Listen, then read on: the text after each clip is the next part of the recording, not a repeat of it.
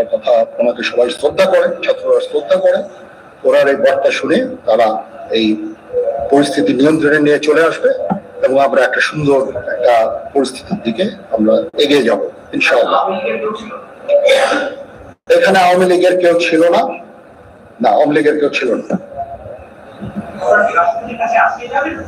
হ্যাঁ, আজকে বিকজ আমাদের সময় নাই, এটা একটা বিশেষ একটা পরিস্থিতি। আমরা আজকে যে এই পরিস্থিতি এটা একটা আমরা নিয়ন্ত্রণ নিয়ে আসবো।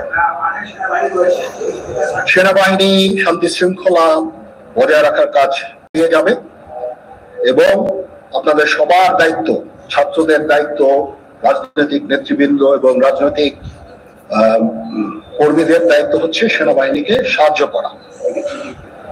এবং আপনারা মিডিয়ার মাধ্যমে আমাদেরকে এই যে একটু আমাদের সাহায্য করেন, সুতরাং আমরা তাহলে এই পরিস্থিতি নিয়ন্ত্রণ সহজেই নিয়ে আসতে পারবো।